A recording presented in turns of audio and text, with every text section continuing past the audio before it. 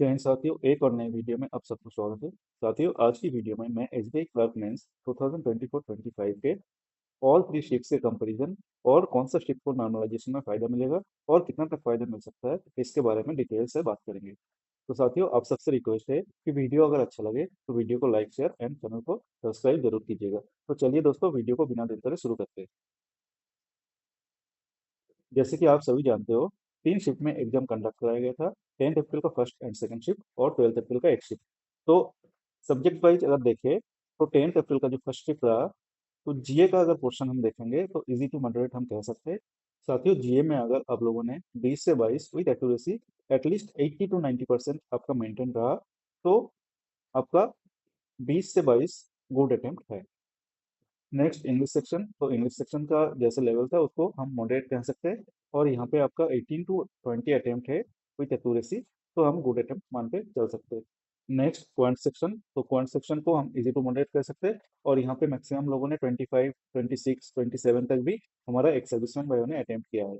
तो यहाँ पे 20 से लेकर के और 22 तक अगर आप अटेम्प्ट किए तो गुड अटेम्प्ट मान के चल सकते हैं। नेक्स्ट है रीजनिंग सेक्शन।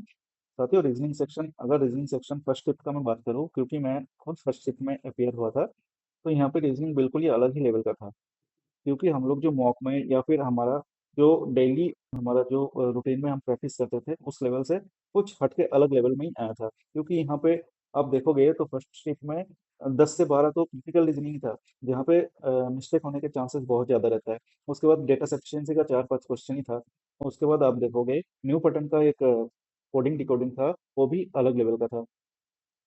नेक्स्ट अगर सिटिंग पजल की बात करें तो एक सिटिंग पजल वहाँ पे डुएबल था, बाकी दो सिटिंग पजल जो था वहाँ हाई लेवल का था। तो रीजनिंग सेक्शन से अगर आपने 10 से 12 अटेम्प्ट किया विद गुड एक्यूरेसी, तो यहाँ पे हम गुड अटेम्प्ट मान के चल सकते हैं। नेक्स्ट है 10 अप्रैल की सेकंड शिफ्ट।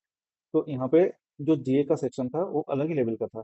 बहुत लोगों ने 10-12 मुश्किल से कर पाया है, और वो भी उनमें भी श्योरिटी नहीं है कि वो ठीक है या गलत है। तो सेकेंड शिफ्ट की अगर जीए की बात करें तो बिल्कुल हाई लेवल का दिया था, बिल्कुल अनप्रिडिक्टेबल था, और सभी लोगों का खराब गया। उसमें सिर्फ आप ही का ही नहीं, बल्कि जितने भी लोगों ने एग्जाम अपियर हुआ था सभी का वो खराब गया। तो यहाँ पे एक चांस तो बनता है कि नॉर्मलाइजेशन में यहाँ जीए सेक्शन को अच्छा खासा नंबर गेन हो जाए। तो साथियों, एज एन एक्स सर्विसमैन भाई, यहाँ पे अगर आप 12 से 14 अटेम्प्ट किया तो गुड अटेम्प्ट मान के चल सकते हैं। Next English easy to moderate था, यहाँ पे भी 20 से 22 अगर अटेम्प्ट किए हैं तो एक गुड अटेम्प्ट है। नेक्स्ट है साथियों क्वांट सेक्शन। तो quant section all three shift का सेम बराबर ही लेवल था। तो यहाँ पे भी आप अगर 20 से 22 अटेम्प्ट किए तो एक गुड अटेम्प्ट है। नेक्स्ट है रीजनिंग। रीजनिंग यहाँ भी हम मॉडरेट कर सकते हैं, क्योंकि यहाँ पे भी रीजनिंग थोड़ा सा हाई लेवल का ही था। तो यहाँ से अगर आप 12 से 14 अटेम्प्ट किए हैं तो गुड अटेम्प्ट है। नेक्स्ट है 12 अप्रैल का जो शिफ्ट था वो, तो जीए सेक्शन इजी टू मॉडरेट कह सकते हैं। यहाँ पे आपका 24 से 26 अगर अटेम्प्ट है तो गुड अटेम्प्ट मान सकते हैं। हालांकि 24-26 में मैं ये नहीं कह रहा हूँ कि आपका सभी करेक्ट हो, बट वहाँ पे अगर आपका 70 to 80% भी आपका एक्यूरेसी है तब भी आपका अटेम्प्ट अच्छा है।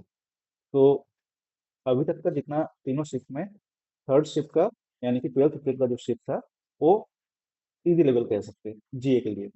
Next English, English easy to moderate था, और यहाँ पे 20 से 22 अटेम्प्ट किए तो सफिशियंट है। नेक्स्ट है क्वांट। क्वांट का मैंने पहले भी बता चुका हूँ कि ऑल थ्री शिफ्ट में क्वांट का लेवल सेम सेम ही था। तो नेक्स्ट है रीजनिंग सेक्शन। तो रीजनिंग सेक्शन यहाँ पे इजी टू मॉडरेट देखा गया। एसबीआई क्लर्क एग्जाम की लेवल के लिए जितना हम प्रेडिक्ट करते हैं एक्चुअली उसी लेवल का यहाँ पे रीजनिंग देखने को मिला। तो यहाँ पे आप 14 से 16 अटेम्प्ट किए हैं तो गुड अटेम्प्ट आपका है। तो ओवरऑल अगर देखा जाए first shift easy to moderate था, और 74 से 76 तक अटेम्प्ट आप कर पाए, और विथ एक्यूरेसी 80 to 85%, तो आपका गुड अटेम्प्ट है। नेक्स्ट है 10 अप्रैल का सेकंड शिफ्ट। तो इसको भी हम इजी टू मॉडरेट कर सकते हैं। और यहाँ पे आप अगर 70 से लेकर के और 72 तक अटेम्प्ट किए हो तो यहाँ पे भी आपका गुड अटेम्प्ट है। यहाँ पे हालांकि एक बात आपके मन में आ सकता है कि सर यहाँ पे तो जीए में अच्छा अटेम्प्ट लोगों का हुआ ही नहीं, तो आप कैसे कह सकते हो कि 70 से लेकर के और 72 तक। तो यहाँ पे आप और दूसरे सेक्शन में देखोगे, जैसे रीजनिंग का जो सेक्शन था वो फर्स्ट शिफ्ट की वजह यहाँ पे थोड़ा सा आसान था। तो कुल मिला के आप अगर देखोगे 70 से लेकर के और 72 अटेम्प्ट यहाँ पे गुड अटेम्प्ट है। नेक्स्ट है जो थर्ड शिफ्ट यानी कि 12th अप्रैल वाला शिफ्ट, तो इजी टू मॉडरेट कर सकते हैं, अभी तक के सबसे आसान शिफ्ट हम इसको कह सकते हैं। और यहाँ पे अगर आपका 76 है और 78 तक अटेम्प्ट है, वही एक्यूरेसी 80 to 85% देन आपका सिलेक्शन का है। साथियों लास्ट में एक चीज़ मैं आपको कहना चाहूँगा, एक सर्विसमैन के लिए हो चाहे किसी और कैटेगरी के लिए हो, तो वहाँ पे एसबीआई का एक मिनिमम कट ऑफ क्राइटेरिया है, उसको अगर आप नहीं पार करेंगे तो आप क्वालिफाई नहीं हो पाएंगे, चाहे एसबीआई का कितना भी बैकलॉग वैकेंसी रह जाए, उससे उनका कोई फर्क नहीं पड़ता है। आप लास्ट ईयर भी देखे होंगे एसबीआई का लगभग 859 ऐसे कुछ बैकलॉग वैकेंसी था, क्योंकि आप खुद एग्जाम दे करके आए हो और आने के बाद खुद अपना एनालिसिस जरूर किए होंगे, तो आपका अगर एटलीस्ट 60 एंड अबव नंबर आ रहा है 10 अप्रैल का सेकेंड शिफ्ट को छोड़ के, तो आप आराम से क्वालिफाई कर जाएंगे।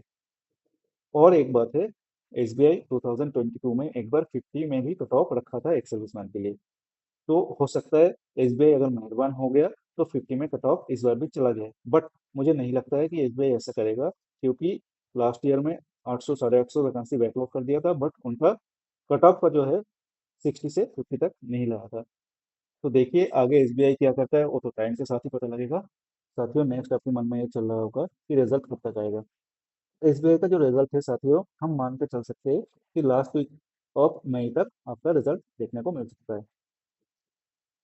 साथियों आज के वीडियो में इतना ही, मिलते हैं फिर नई वीडियो में, तब तक के लिए धन्यवाद। जय हिंद।